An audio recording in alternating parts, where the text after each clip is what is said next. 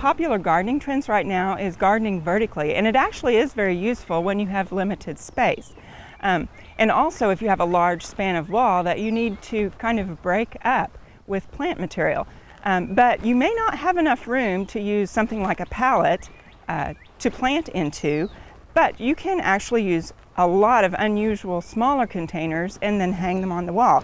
And I found one that was perfect for this. These are jello molds, old jello molds. It seems that everyone's getting rid of them right now, so they're very, very easy to find. And I have actually planted one up already here, and you can see succulents lend themselves to this very well, because if you're hanging something on the wall vertically, it's going to be a lot warmer, and it's also going to dry out a lot quicker. So again, succulents are great for this, and they really look cute because it looks like a wreath in here. Now, to do this, as you notice, our pan doesn't have any holes, and we need drainage. So the first thing that you want to do is come in with a large nail, and you're going to put some drainage holes around the pan. So I'm going to just take my hammer here and try not to do too far in.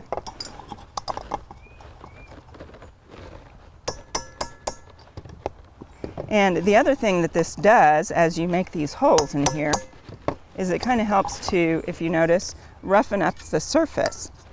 And the other thing that I need to do is figure out how to attach this. So I'm going to come up to the top of my pan, and I'm going to make a couple holes. And you want to do this towards the back because this is going to be the part that's next to the wall. And make a couple holes right here.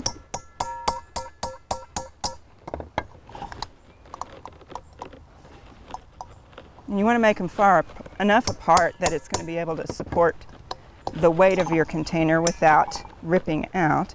Use a little length of wire, and then just stick that in there and twist it.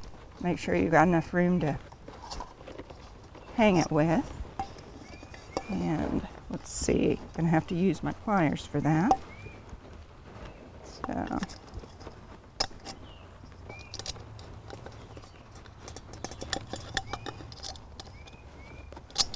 now, once I have my drainage holes and my hanger in there, I can start planting. Now, you can actually do this two different ways when you're using succulents.